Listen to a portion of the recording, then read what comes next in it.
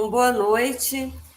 Vamos dar início ao módulo 2, com a disciplina de Oficina Literária 1, que será ministrada pelo professor Flávio.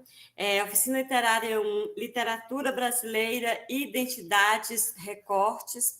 Seja muito bem-vindo, professor Flávio. Temos a grata satisfação de tê-lo aqui no nosso curso. Desejamos muito sucesso a todos os cursistas, parabenizamos por todo o desempenho no módulo 1, e especialmente que no módulo 2, vocês todos se encontrem com muita energia, com muita boa vontade e comprometimento, como vocês tiveram no módulo 1, e que possamos ter um momento de formação extremamente profícuo. Seja muito bem-vindo e é um prazer tê-lo aqui conosco no curso de especialização em ensino de língua portuguesa e literatura brasileira, professor Flávio.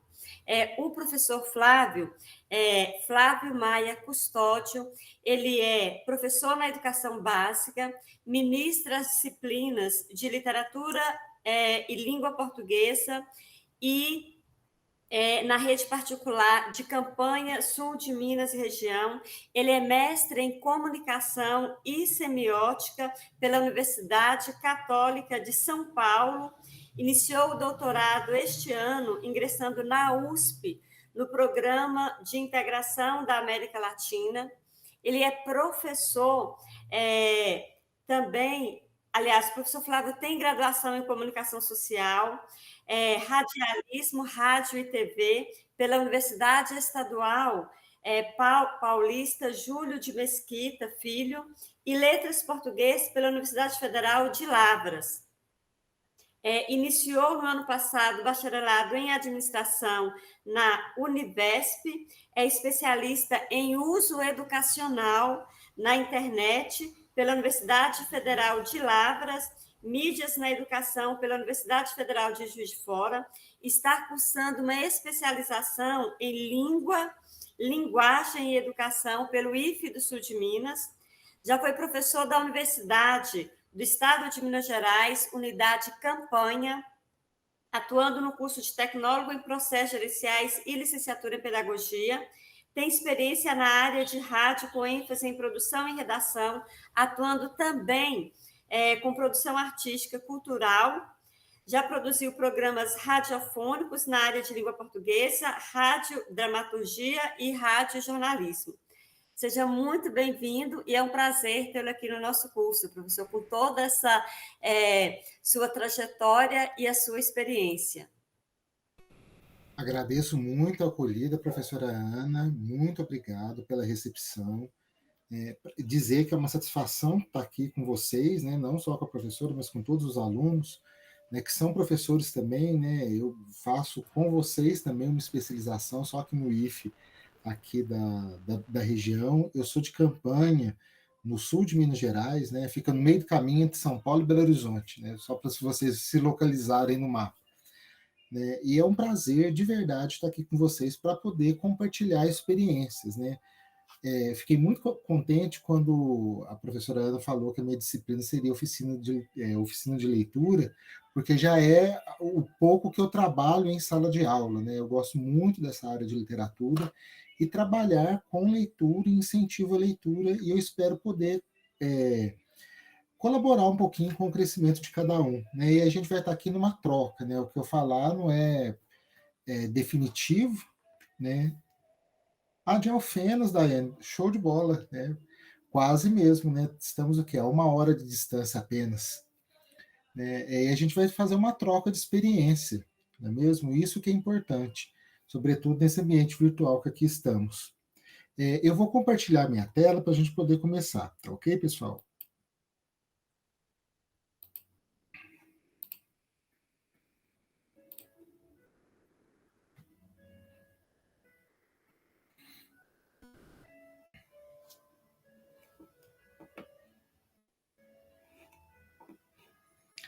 Certo?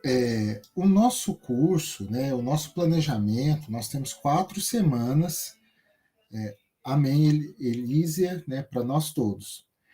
Na primeira semana, a gente vai trabalhar, né? Vai ser, estava até conversando com a professora Ana, vai ser a aula mais teórica que a gente vai ter, né? Onde a gente vai trabalhar com essa questão do cânone literário, né? E como esse cânone é desenvolvido no livro didático, né? Então, nessa parte a gente vai falar um pouco, né? Não vou dar spoiler, não, mas a gente vai falar como que esses textos literários são escolhidos, né? Na segunda semana, a gente vai falar sobre leitura e literatura na BNCC, né? Como que a BNCC trata esses dois temas. Na terceira semana, aí a gente vai partir para um lado um pouco mais tecnológico, né? Como que as TICs, né, que são as tecnologias da comunicação e informação, né? Ou melhor, né, tecnologias da informação e comunicação, podem auxiliar em estratégias para a gente poder desenvolver leitura em sala de aula e até mesmo desenvolver o hábito de leitura. E na nossa última semana, nós vamos ver a questão do planejamento de uma atividade de leitura, que inclusive essa última semana ela vai ser toda direcionada para a atividade que vocês terão que entregar. Eu vou falar dela na próxima semana. E vamos começar a nossa conversa, então.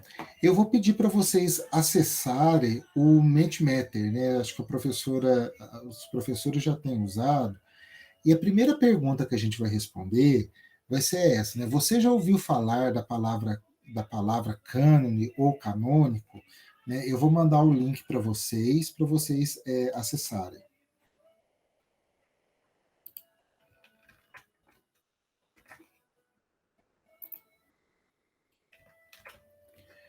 O link está aqui no chat, né? Vocês vão acessar e já vai cair direto para vocês responderem. É só se vocês já ouviram falar, sim ou não. Né? A pergunta é exatamente essa.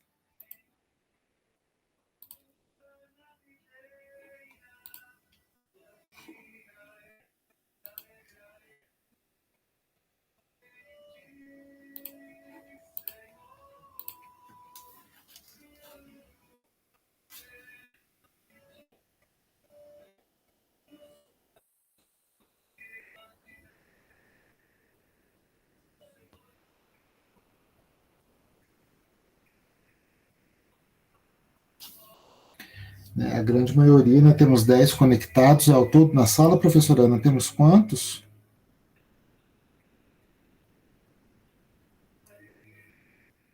O seu microfone está desligado, professora Ana. Ah, tá. 31. Somos 31, então temos que aguardar mais um pouquinho, mais algumas respostas. Está aumentando já. É bom saber porque todo mundo aqui já escutou, pelo menos em algum momento, as palavras. Né? A ideia é que é só saber se vocês escutaram ou conhecem a expressão.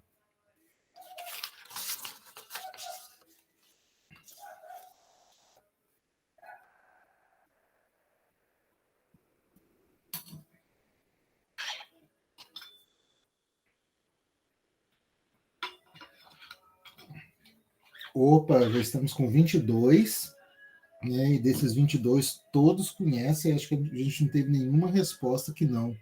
Ou talvez uma só pela barrinha aqui, eu não tenho quantitativo de respostas. Mas, pelo visto aqui, né, vocês em algum momento já se depararam com essa palavra em alguma área da vida de vocês, não é mesmo? Eu vou trocar a tela aqui para a gente responder a próxima pergunta. Só um instante, pessoal.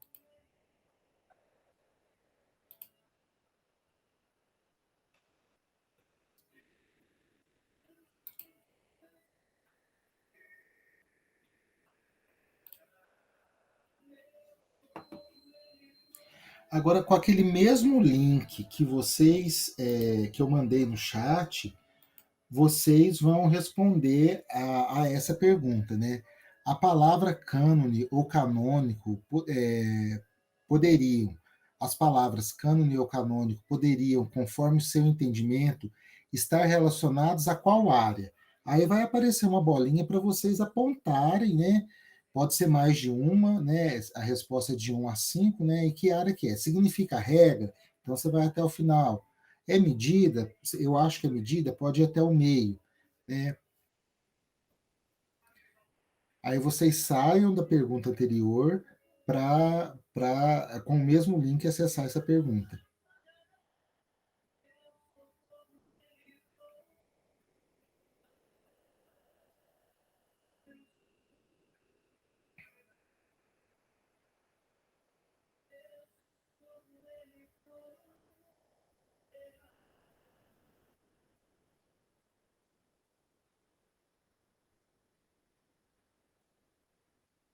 Nossa, tem um erro aqui na medida, ficou aparecendo duas vezes, né? Um erro da minha parte. Perdão, pessoal.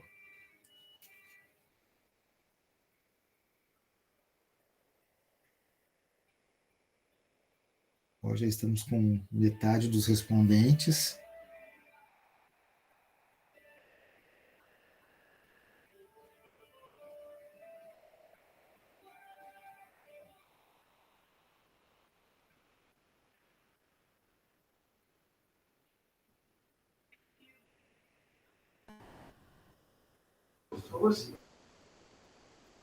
Oi?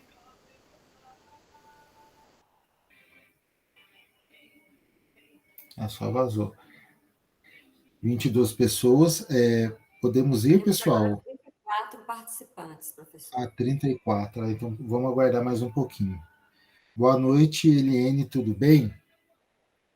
Eu vou postar o link aqui de novo para vocês. Só um instantinho.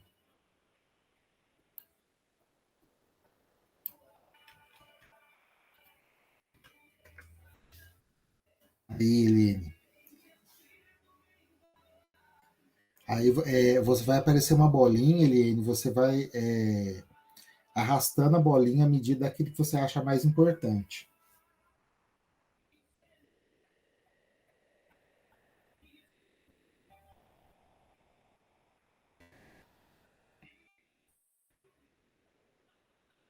Certo? Ó, é interessante a gente observar como que o gráfico ele acabou se formando, né? Se fosse numa sala de aula com alunos, a gente ia falar que os alunos foram espertos, porque se a gente está num curso de literatura, né, obviamente a palavra cânone, um dos significados poderia estar relacionado com literatura, né? É uma dedução muito correta da parte de vocês, de fato está relacionado. Mas a gente, na sua origem, a palavra cânone, ela está relacionado à medida, né? É uma medida que chamava, que vem de cana, na realidade, né? Um pedaço de pau, né? Onde se tinham as medidas, né? E essa medida, né? Ela foi absorvida pela igreja e acabou virando regra, né? No significado de regra. Dentro do contexto eclesial, né, dentro do contexto da igreja, a gente tem dois momentos que a gente usa essa expressão de cânone ou canônico, né? A Bíblia, tal como a conhecemos, né, ela contém livros canônicos, né, que são aqueles livros que foram escolhidos para a composição da Bíblia.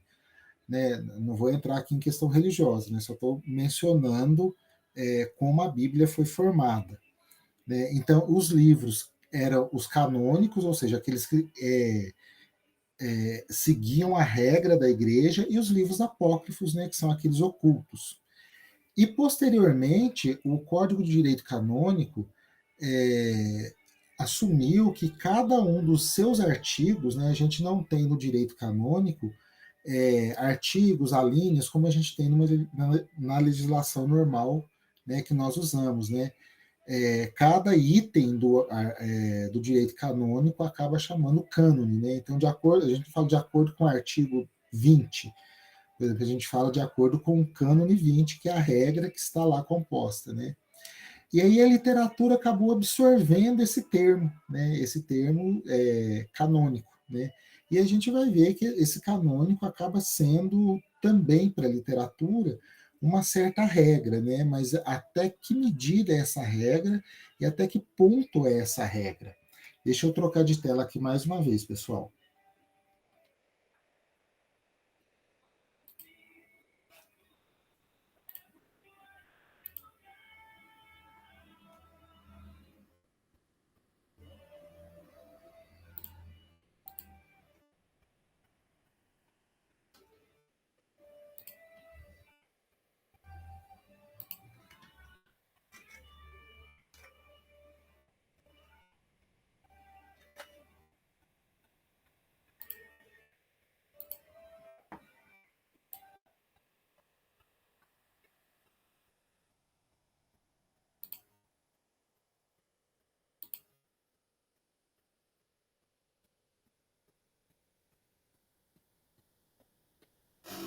Opa, vamos lá então.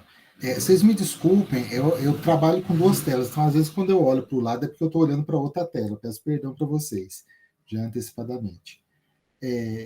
Então a gente vai começar a definir o que é cânone, né? O que é essa palavra que todo mundo sabe mais ou menos o que é, né?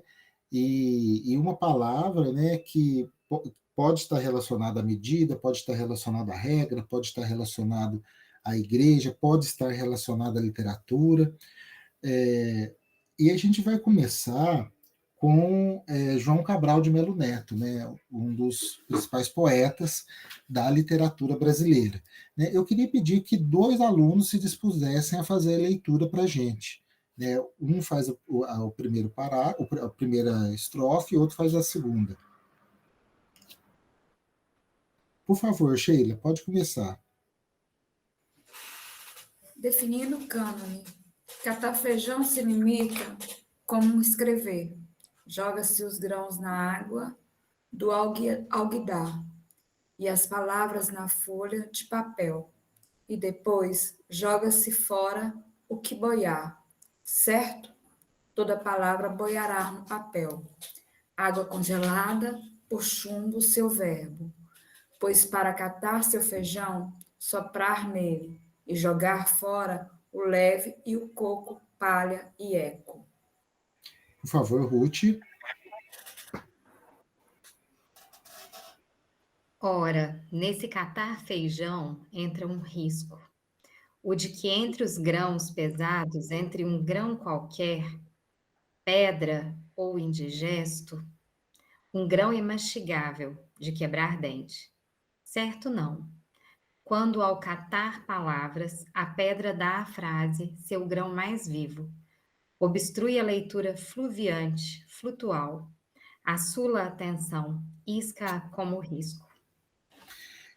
Obrigado, Ruth, obrigado, Sheila. Esse é um dos textos mais conhecidos que a gente tem do João Cabral de Melo Neto, né? Ele compara o catar feijão ao ato de escrever, né? O João Cabral ele é muito conhecido por ser, chamam ele de o arquiteto das palavras, né? Então ele trabalha muito o texto para que o texto tenha uma forma quase que perfeita, né? E todo mundo aqui cata feijão ou já catou alguma vez na vida, né? Aqui na cidade a gente fala escolher feijão, né? A gente não usa essa expressão de catar. Né? O João Cabral ele é pernambucano, então talvez no Nordeste use-se essa expressão, mas a ideia é a mesma, né? É você escolher e separar o feijão, né? A primeira técnica é a gente separar na mesa a sujeirinha, né? O que está lá de impureza, e depois a gente deixa o feijão de molho e o que não está ruim vai boiando, né? E ficam só os grãos que em tese, né, são os melhores, mas como o João Cabral disse, pode ter algum grão que passe a gente para trás, né, que não cozinha no meio de todos e por aí vai. Quando a gente pega uma coleção de textos literários e faz alguma seleção, na realidade a gente está definindo, em certa medida, definindo um cânone, né? De uma maneira bem simples assim. Se a gente pega um vestibular qualquer, né? Vamos pegar o vestibular da FUVEST, né? O maior vestibular do Brasil. Ele tem uma lista de livros para leitura obrigatória, né? Em certa medida, ao escolher esses livros, a FUVEST acaba fazendo um determinado cânone, né? Entre obras que ela acredita que sejam importantes para o estudante do ensino médio ler, né? Essa lista já teve muitas variações, né? Vira e mexe, entra livro, sai livro, mas no geral tem alguns que sempre estão aparecendo, como por exemplo o Alto da Barca do Inferno, o Sargento de Milícias, Dom Casmurro, né? Tem uns que são mais fixos. Agora eles estão incorporando autores africanos e sempre tem um livro de poesia. Mas é um padrão, né? Porque a FUVEST acredita que o aluno deva ter conhecimento daqueles livros para entrar em algum dos cursos, independente da área. Então, o aluno pode fazer estatística, mas ele vai ter que ler, por exemplo, O Alto da Barca do Inferno, para poder conseguir entrar no vestibular da FUVEST, porque vai ter uma questão lá que em algum momento ele vai usar isso. Então, o cânone nada mais é do que essa relação de livros, né, que são escolhidos. E aí tem várias implicações nessa escolha, né? Como que, estou pegando o exemplo da FUVEST, mas nos nossos livros didáticos a gente tem várias implicações, né, vários textos que muitas vezes, às vezes, não são da realidade do aluno. A gente se pergunta muitas vezes por que eles estão lá, por que outro está, por que esse tem que entrar, por que o outro tem que sair. Né? Então, o cânone nada mais é do que essa relação. Né? A palavra cânone, etimologicamente, procede de cano, que designava uma vara ou canudo reto de madeira que os carpinteiros usavam para mensurar, ou seja, medir o espaço de trabalho. No transcurso do tempo, a reguinha passou a significar lei ou norma de conduta, abrangendo em seu sentido uma conotação moral. Quando o termo chegou à área da filosofia, os filósofos alexandrinos. A gente vai chegar nisso, Mariana, só um instantinho. Quando o termo chegou à área da filosofia, os filósofos alexandrinos o utilizavam para identificar a lista de obras para sua qualidade e empregadas para orientar o uso da língua, consideradas exemplares ou modelares, isto é, dignas de imitação. No âmbito religioso, e especialmente no que concerne a escritura, a palavra cânone foi empregada a partir do século III d.C., embora seja possível verificar seu uso mais antigo com o sentido de regras ou leis da vida religiosa, chamadas cânones, para distinguir das regras da vida civil. Então aí a gente tem uma historinha do que significa cânone. Foi aquilo que eu comentei com vocês, né? Primeiramente foi uma medida, a igreja acabou incorporando e agora a gente está discutindo na questão da literatura. E, Alessandra, não tem problema você perguntar, não. Né? Que fez o barulhinho, eu olhei para outra tela e vi a sua pergunta. Mas a gente vai conversar e essa pergunta que você fez é muito pertinente mesmo. Né? Se todo clássico é canônico ou não. Né? A gente vai chegar nesse ponto já já. Um dos principais teóricos que fala sobre essa questão do cânone é o Campagnon.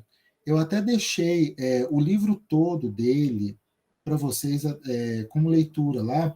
Ele está como leitura obrigatória, mas na realidade ele é complementar. Eu vou até alterar na sala para vocês não se preocuparem. Né? Imagina se eu ia pedir para vocês lerem um livro todo. Né? Eu sei que todo mundo dá aula, mas eu acho que fica como leitura complementar para vocês entenderem. Né? Depois, essa questão do processo de formação do cânone. A literatura ele importou esse conceito de cânone da teologia, e no século XIX, né, a partir do século XIX, o canônico ele está ligado a conceitos de valor e posteridade, ou seja, toda obra, para entrar no cânone, ela tem que ter um certo valor que vai garantir a sua permanência para todo sempre, né, em uma lista de livros. Um verdadeiro clássico seria uma obra que nunca se tornaria tediosa para nenhuma geração, né? Aí a gente também tem uma questão do que é clássico, né? A Alessandra perguntou, fez uma pergunta sobre... É a Alessandra mesmo, né? Perdão.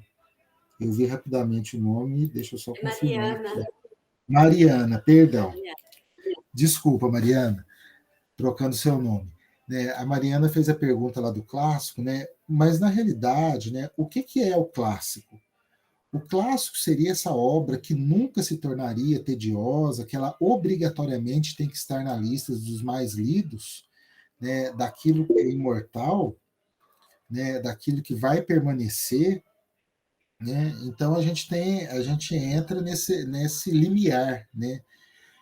Hoje em dia, deixa eu vou falar isso que eu ia falar um pouco mais para frente, perdão, senão eu acabo dando spoiler do conteúdo próximo.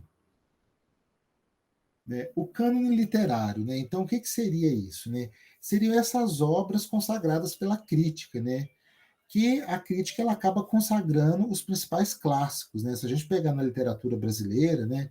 Vamos pegar do romantismo para cá, a gente vai ter Iracema, Senhora, já no realismo, Dom Casmurro, Quincas Borba, né? Indo para o modernismo, aí a gente tem, por exemplo, Macunaíma, né, Memórias Sentimentais de João Miramar, né, que na realidade esse cânone seria uma lista daquilo que é considerado imprescindível, né, aquilo que não pode faltar para que você conheça e saiba o que é a literatura, né, é o que a gente chamaria de uma boa literatura. Mas o que é essa boa literatura? A gente tem que se questionar o que é uma boa literatura. A produção de texto que os nossos alunos fazem em sala de aula, por exemplo, uma narrativa que a gente pede lá para os alunos fazerem, né, é uma má literatura ou é uma boa literatura? A gente tem que pensar sempre nisso, né? O que é bom e o que é ruim em literatura. O conceito de literatura é muito complexo, né? Não dá para a gente definir. Acredito que a professora lá do letramento literário, eu esqueci o nome dela, a primeira que vocês tiveram aula, já Ana deva ter Amélia. comentado. Oi? Ana Amélia. Ana Amélia, ela deve ter comentado isso com vocês, né? Sobre o que seria literatura, né? O que é uma boa literatura, o que é uma má literatura, o conceito de literatura em si, né? E como que se forma esse cânone literário, né? Quais são os elementos que fazem uma obra entrar para o cânone, né? O Campagnon, né, que foi o autor que eu falei para vocês, ele define, ele apresenta dois argumentos, né, independente, são dois argumentos complementares, né, não tem um certo e não tem um errado, né, dependendo da forma que você usa, você poderia usar um ou outro. Né. Primeiro ele fala que seriam obras que se destacaram em um determinado contexto, né, e isso, o que significa? São obras que pelo próprio contexto de produção, né, trazendo uma abordagem mais histórica, sociológica, institucional, foram consideradas importantes e aí estão no cânone. Então, são elementos externos à obra. E complementar a esse conceito, ele também fala que o cânone também pode ser formado por um elemento textual, né, que seria uma coisa mais linguística, né, baseado em uma abordagem linguística em que um conceito se define a partir dos elementos internos do próprio texto. Né. Ele faz essa discussão, qual que está certo, qual que está errado. Não tem, né, depende da forma como você vai querer trabalhar, ou um ou outro, né, dependendo da forma de uso. E o que o professor Antônio Cândido, né, que morreu recentemente, o professor de teoria literária da USP, né, nos diz sobre isso, né, essa formação do cânone. Um instrumento poderoso de instrução e educação, entrando nos currículos, sendo proposta a cada um como equipamento intelectual e afetivo. Os valores que a sociedade preconiza ou os que considera prejudiciais estão presentes nas diversas manifestações de ficção, da poesia e da ação dramática. A literatura confirma e nega, propõe e denuncia, apoia e combate, fornecendo a possibilidade de vivermos dialeticamente os problemas. Por isso, é indispensável tanto a literatura sancionada quanto a literatura proscrita. O que os poderes sugerem e que nasce dos movimentos de negação do Estado de coisas predominantes. Então, o que o professor Antônio Cândido nos diz, né? Ele fala que a gente não pode se ater apenas à lista oficial, né? A gente tem que procurar outros elementos justamente para a gente poder equilibrar, né? Essa lista oficial, né, entre aspas, o cânone, né, clássico, ele é formado através de quais elementos sociológicos, né? Vamos pegar, por exemplo, eu acho que todo mundo aqui lembra do romantismo, né? Se a gente pegar qual que era o projeto dos autores românticos. O projeto dos autores românticos era valorizar a cultura nacional e ratificar, né, ou seja, confirmar o império no Brasil. Né? Então eu precisava confirmar que o índio era o meu grande herói, né?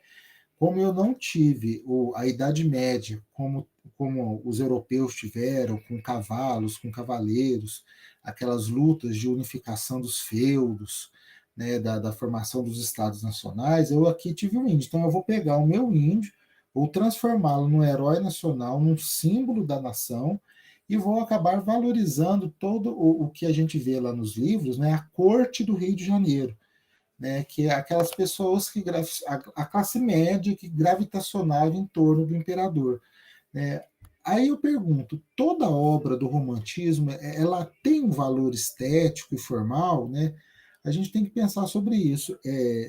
O professor Rodrigo, tem até um vídeo dele na sala, né? Ele diz que nem todo autor canônico ele tem qualidade. Por exemplo, o Joaquim Manuel de Macedo, autor da Moreninha, ele fala que ele não tem uma qualidade literária de escrita como, por exemplo, o José de Alencar, né?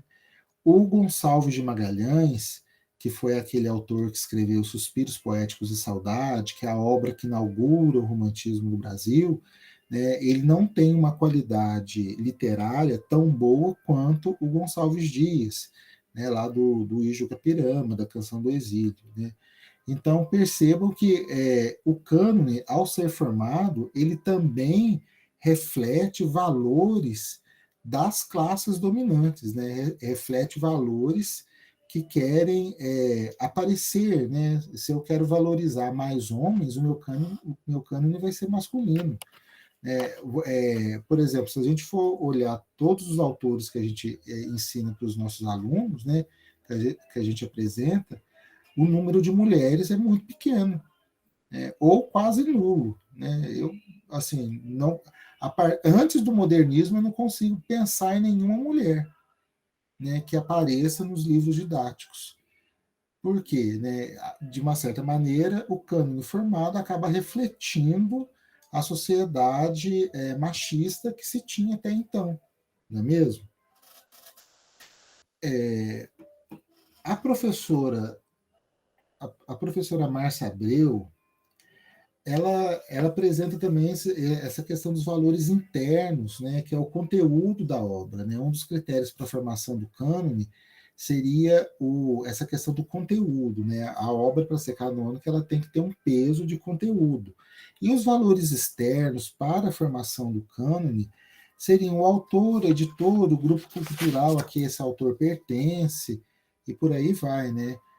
Se a gente for pensar hoje no Brasil, numa grande editora que a gente tem é a Companhia das Letras. Então a obra pode não ser tão boa, mas se for publicada pela Companhia das Letras, talvez tenha uma chancela que vá me fazer comprar e ler aquela obra, mesmo talvez ela não sendo tão boa, né?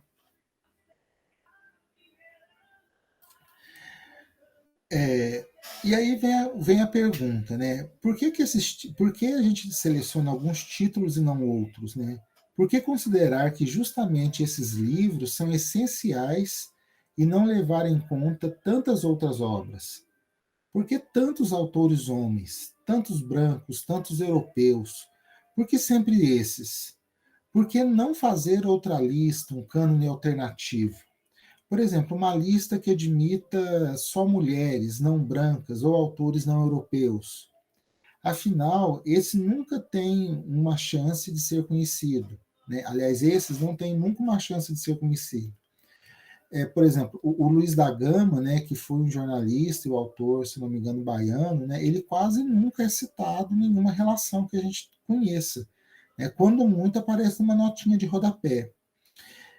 Eu não sei se vocês são ligados em desfile de escola de samba, mas, por exemplo, esse ano, uma escola de samba do Rio de Janeiro, a Unidos do Viradouro, fez um enredo sobre Rosa Maria, que foi a primeira mulher escrava, mulher negra escrava, que escreveu um livro em língua portuguesa no Brasil, né?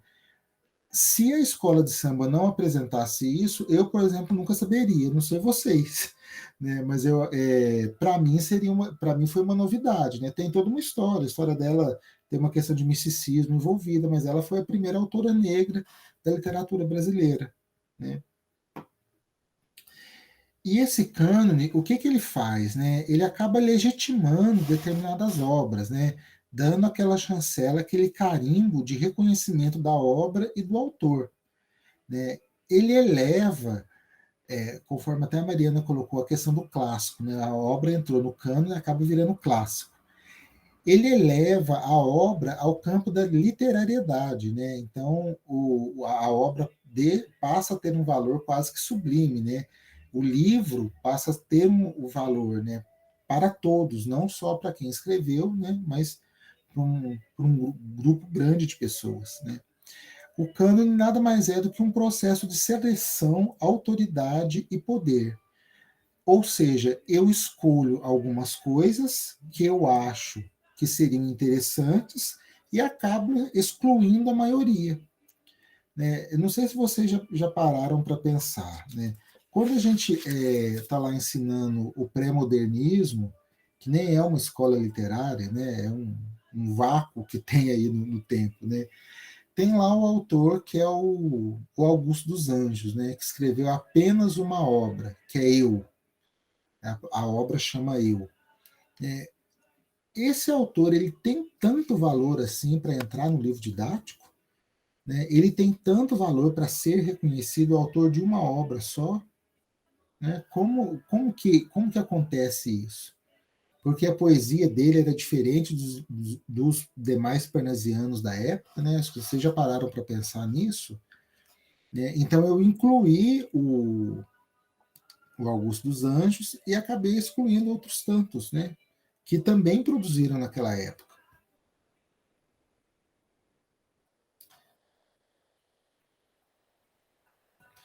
Historicamente, o cânone literário é estabelecido por um determinado grupo fixado como modelo, regra ou lei. No entanto, em tempos tão evoluídos, cabe a nós, estudiosos das letras, debater a ideia do cânone com o propósito de mostrar aos discentes que é imprescindível conhecer os clássicos. No entanto, precisamos conhecer outros autores e ampliar, assim, o conceito de literatura. Né? Literatura não é só aquilo que o livro didático apresenta. Né? Ela vai muito além disso. Nossa, eu acho que eu já passei meu tempo, né, professora? Ou não? O senhor pode ficar à vontade, viu? A aula está excelente, estamos acompanhando muito bem, pode ficar à vontade, não é isso, gente? Obrigado, Marilu. Sim. Né? Obrigado, pessoal. Não, Certeza. Aula excelente. eu vou concluir aqui, então, não, porque a gente tem que ter um momento de interlocução também, né? Mas deixa eu concluir aqui. Eu vou acelerar um pouquinho só, digamos assim, vou passar da segunda para a terceira, só para a gente cumprir aqui e deixar espaço para vocês falarem também, né? Então, quando a gente discute o cânone, discute essa relação de livros pré-determinados, né? A gente discute todo o sistema de valor que foi elaborado para que esses livros entrassem e se transformassem como clássicos, né? A gente discute quais são os grupos dominantes que fizeram com que esses livros se tornassem clássicos e qual que era o discurso de poder que estava ali inserido para que essas obras perdurassem, né, e fossem discutidas ao longo do tempo todo. Por exemplo, eu estava falando para vocês aqui do Augusto dos Anjos. Né? Se a gente pensar, tem 100 anos que o Augusto dos Anjos está indo e voltando. Né? Que o Augusto dos Anjos é pouco antes do modernismo, né, 1910, 1920. Então a gente tem aí 100 anos e acaba que com a repetição ele acaba se tornando um clássico e entrando. Agora, por que que ele entrou? Né? Eu me pergunto, eu tenho que confessar que o Augusto dos Anjos não é dos meus amigos mais íntimos. Confesso isso, por isso que eu estou falando dele. Mas por que que ele entrou? Né? E por que que ele se mantém? Né? O que que ele representa para aquele discurso?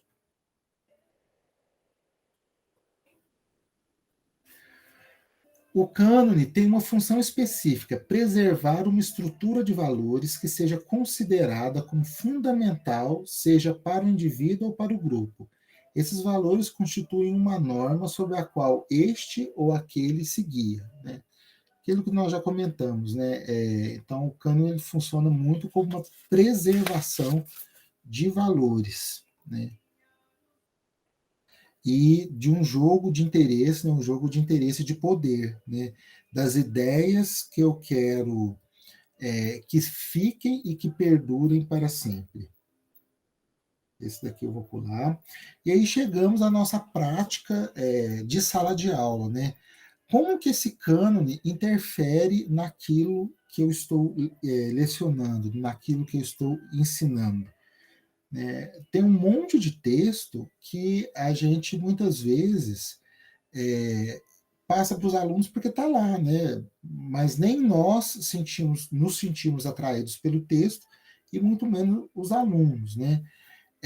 O que eu ia falar para vocês anteriormente, que eu me cortei para falar agora, é o seguinte, né? Quando a gente discute essa questão do cânone, hoje em dia se relativizou muita coisa, né? Tudo parece que não pode ser, né? Nada é, nada não é. Eu penso o seguinte, assim, tem autores que de fato fazem parte da história da literatura. Jonas, desculpa, ele não é das minhas amizades mais íntimas, confesso isso, desculpa. Tem outros que são mais meus amigos, né? Mas nada impede, né? Longe disso, né? É só uma questão de amizade. Eu fico pensando sempre no seguinte, assim, né? A gente está lá muitas vezes, hoje em dia tudo é muito rápido, né? A gente tem que consumir muita coisa de maneira muito rápida. Quando eu me deparo, às vezes, com um texto, eu vejo isso muito acontecendo em sala de aula, né?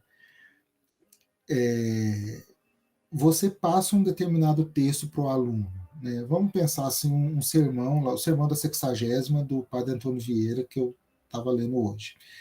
É um texto fácil? Não é um texto fácil. Mas no sermão da 60ª, você tem uma receitinha de bolo para que você produza uma boa redação, né? Agora, eu fico me perguntando, por exemplo, como que você vai instigar o aluno a ler o sermão da 60ª, se, por exemplo, ele tem um Harry Potter com N efeitos visuais, que tem um livro numa edição bacana, legal, uma série de filmes 100%, né? É muito injusto com esses autores canônicos, com esses autores clássicos, a gente colocar nesse prisma, né? Mas os alunos, muitas vezes,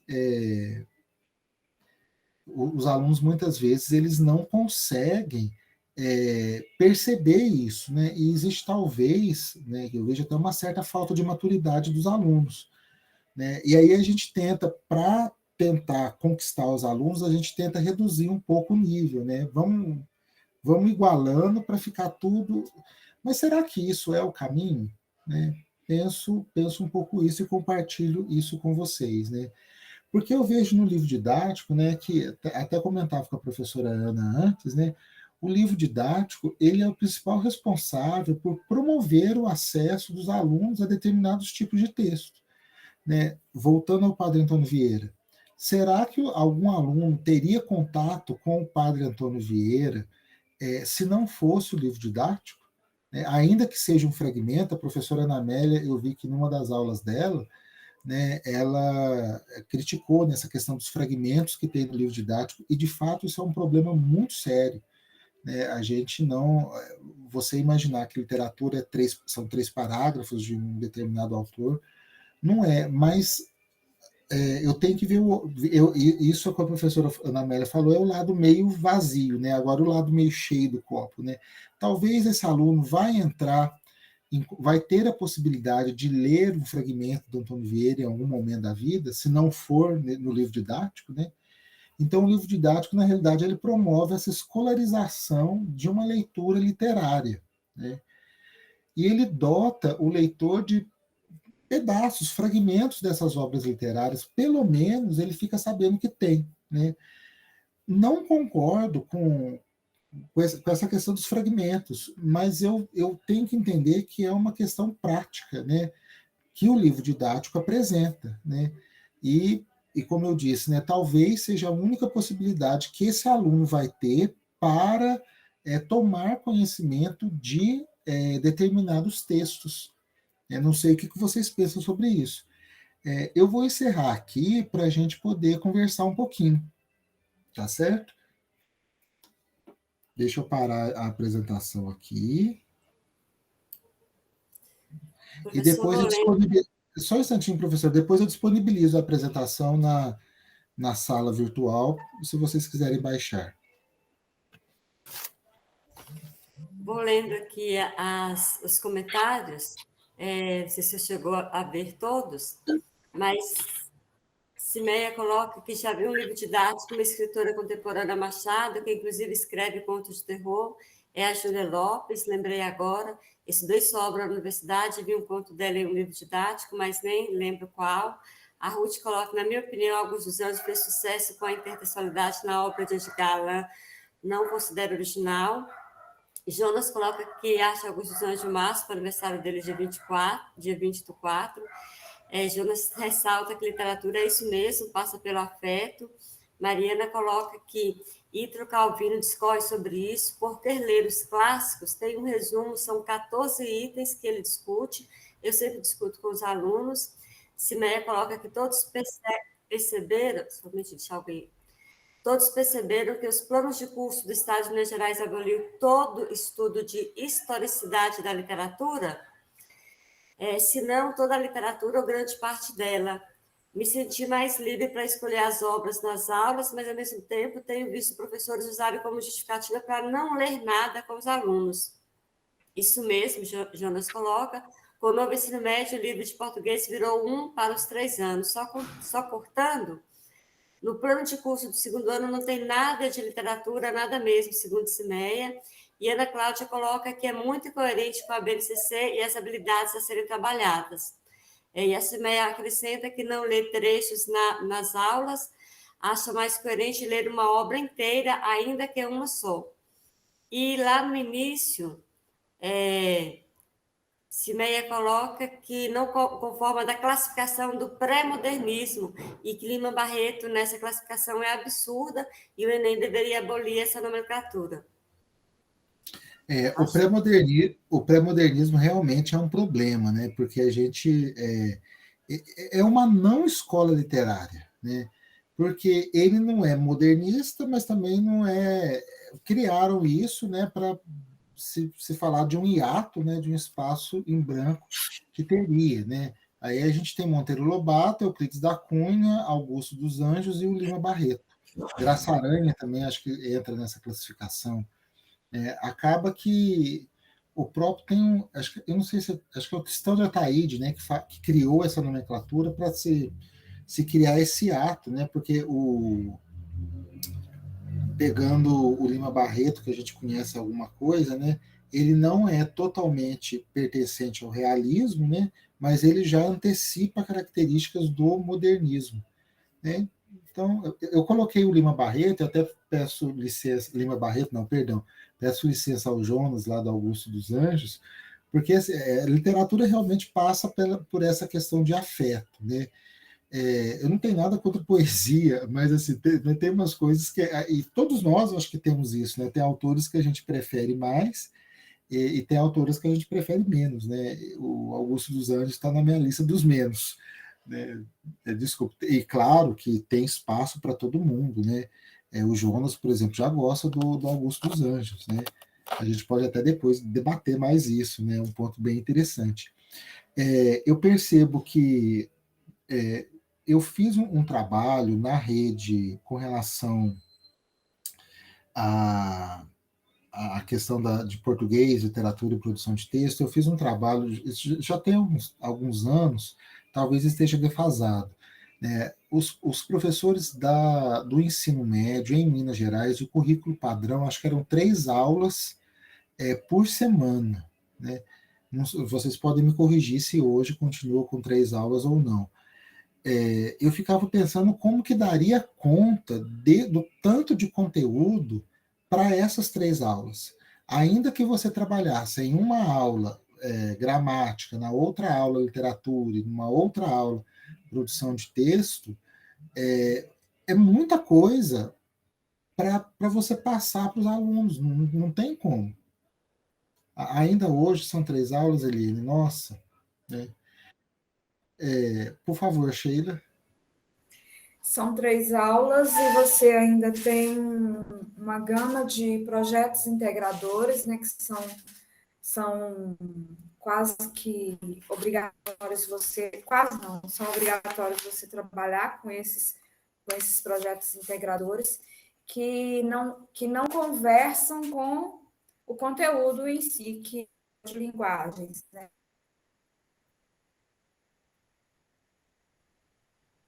Então, você fica preso. Você tem uma gama de conteúdos de português, de literatura para trabalhar.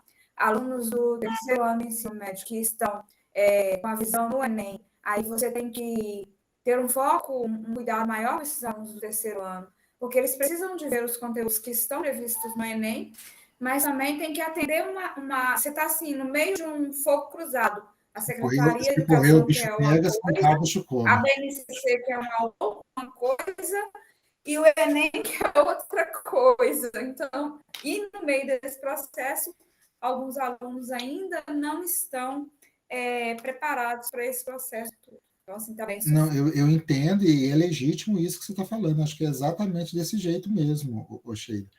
Eu vejo, pelo quantitativo de aula só, né, eu vejo que é muito pouco. E aí vem uma grande questão, por exemplo, o conteúdo que se tem, por exemplo, para biologia é imenso. Uma vez a gente estava conversando até na sala dos professores, falando assim, parece que os alunos vão sair biomédicos, né? Porque tamanho é o conteúdo de biologia, por exemplo. Não estou falando que não deva ter, mas é uma coisa que precisa ser revista, né? Aí você tem, por exemplo, 4, 5 aulas para biologia e 3 aulas para português, né? E a gente trabalhando nesse caso específico que você falou do terceiro ano, né?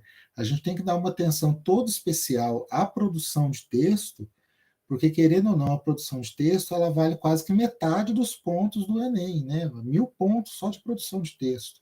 Né? E como é que você trabalha isso com uma aula por semana, e às vezes com essa montoeira de projeto, né? Não é fácil. Alex, por favor, Alex. Você ia falar, perdão, Alex, antes eu achei que ia complementar. Perdão.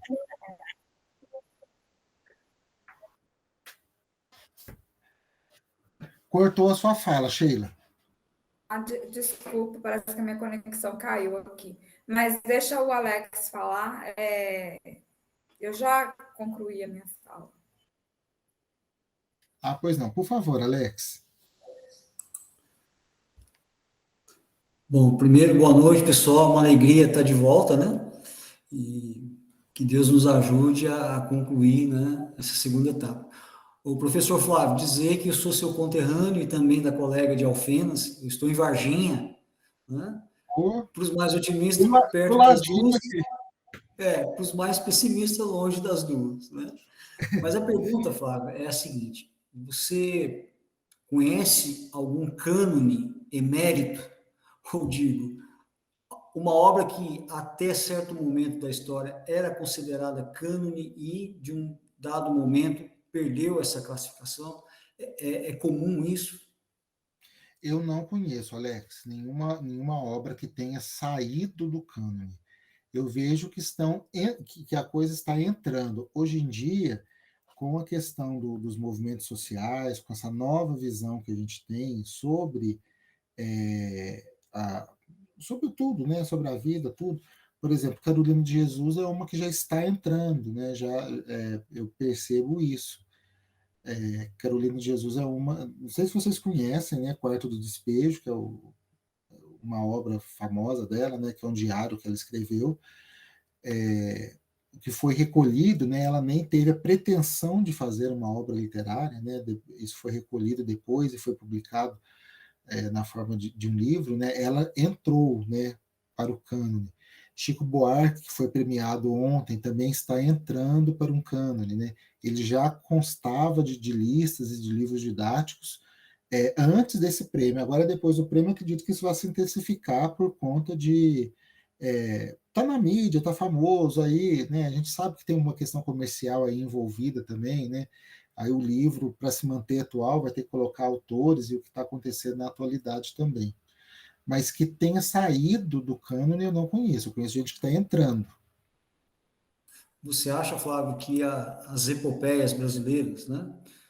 Caramuru, o Uruguai, que há controvérsia se é epopeia ou não, você vê essas duas obras ainda no rol dos cânones, ou você acha que esse gênero está ficando bem de lado?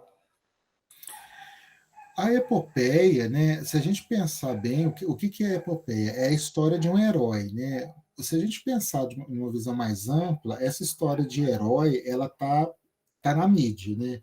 A gente tem uma série de filmes aí envolvendo super-heróis, séries, e isso acaba atraindo as pessoas.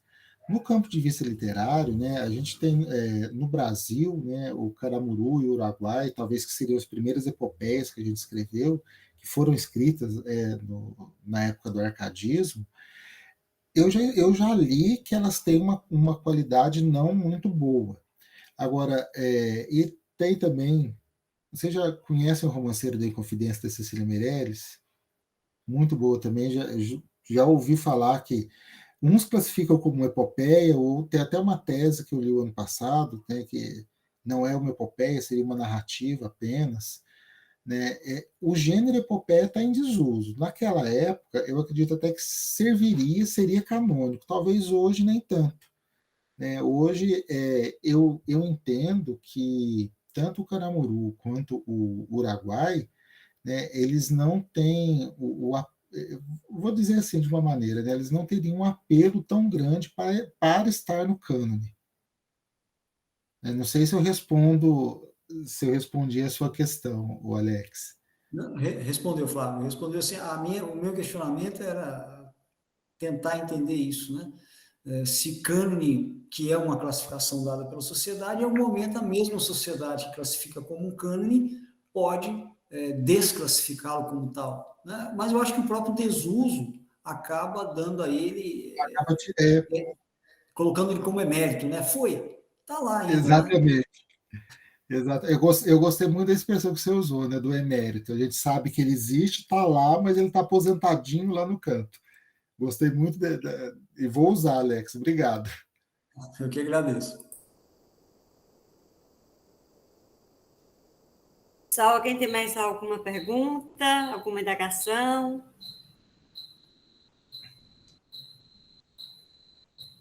Ok, podemos encerrar? Só lembrando, professora, deixa eu só me localizar aqui. Para essa semana, nós temos o fórum, né? Deixa eu só. Opa, Enquanto isso, só me vou. achar aqui, professor. Tá, enquanto Desculpa. isso, vou dar fazer alguns lembretes, algumas informações. Nós estamos com o ingresso de dois novos tutores, que a partir do próximo webinário eles já estarão aqui conosco.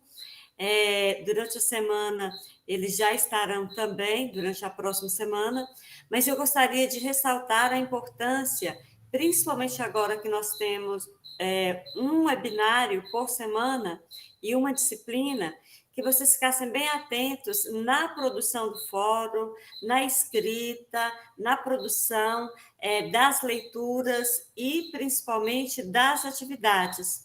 Então, solicitar e realmente ressaltar a importância de fazer os fóruns durante a semana.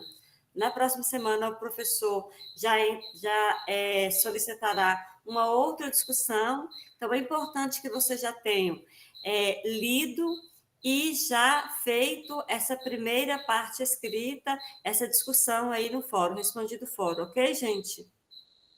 Isso, era exatamente isso que eu ia falar, professora Ana. Assim, na escolha das leituras para a semana, foi pensado leituras bem suaves, justamente para não sobrecarregá-los.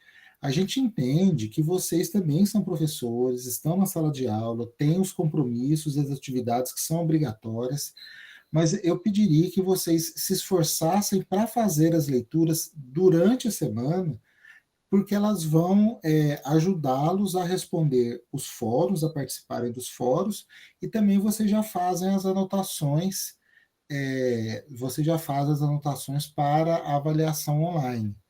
Né? Porque se você deixar para ler no final, talvez vai acumular e vai ficar muita coisa mesmo. Né? Agora, com relação ao fórum, né, nesse primeiro fórum, né, eu queria muito que vocês trouxessem a experiência que vocês têm em sala de aula. Né? São duas perguntas que eu vou pedir para vocês responderem na forma de um texto único. Não precisa responder como A e B, né? Vocês podem agrupar tudo numa resposta só. Né? Os textos constantes no livro didático adotado na sua escola auxiliam na formação do estudante leitor? Né? Ou seja, aqueles textos que estão no livro, considerados canônicos, eles ajudam na formação do leitor? Despertam o interesse pela leitura?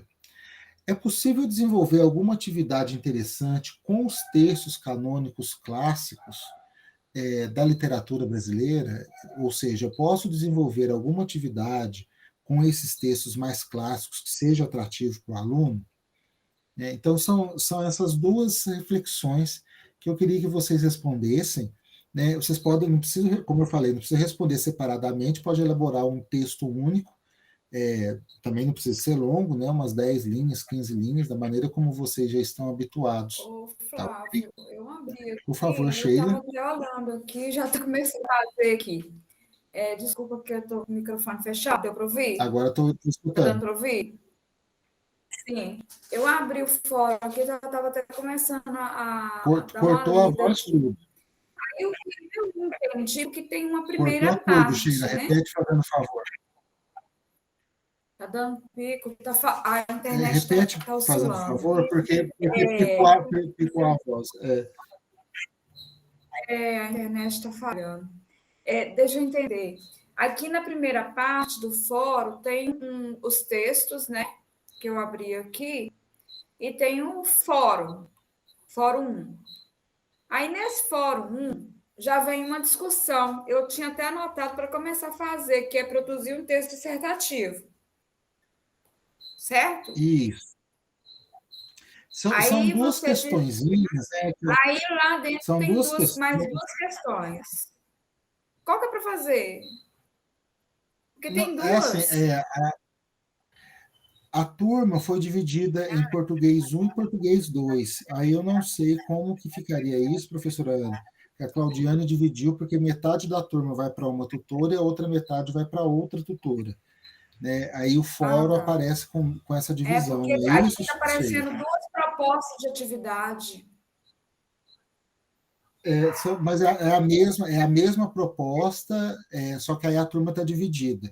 Né? Tem uma turma que é do português 1 e outra turma do português 2, mas a atividade é a mesma. A proposta é a mesma. Ficou claro, Sheila? Ficou sim. Certo. Então, assim, a proposta é a mesma, só teve essa divisão por conta das tutoras. Pessoal, então, vamos encerrando o nosso primeiro webinário com a disciplina de Oficina Literária 1, com o professor Flávio. Professor Flávio, queremos parabenizar pela consistência teórica, pela metodologia, pela serenidade, trazer um tema tão instigante, tão importante, que nos fez refletir muito sobretudo, sobre a nossa prática. Tenho certeza que nos fez repensar muitas das nossas concepções e daquilo que nós também precisamos ressignificar. Parabéns. Esperamos que no próximo webinário e para a próxima semana tenhamos muita produtividade e que todos estejam com muita coragem, com muita determinação para prosseguirmos aí no módulo 2 e fazermos todas as atividades de forma adequada. Uma boa noite. Passo a palavra para o professor Flávio, se quiser encerrar e tiver alguma consideração, e agradecer a presença de todos. Eu agradeço muito a atenção de vocês, né? Eu estou vendo aqui os parabéns, agradeço muito, a aula foi preparada com muito carinho, para vocês, né? E eu me coloco à disposição. Se vocês quiserem fazer alguma interlocução, meu e-mail está disponível lá na plataforma, vocês podem enviar, que eu vou responder com a maior boa vontade, tá ok? E para a próxima aula, eu vou deixar um recadinho depois lá na plataforma, tem um material que eu vou pedir para vocês baixarem para a semana que vem, antes da aula, vocês entram lá, dão uma baixadinha, são textos que a gente vai trabalhar na aula. Mas aí eu deixo um recadinho lá na plataforma, peço para enviarem um aviso para vocês, tá ok? E foi muito bom, se vocês não sabem essa felicidade que eu estou aqui em estar com vocês. Tá ok?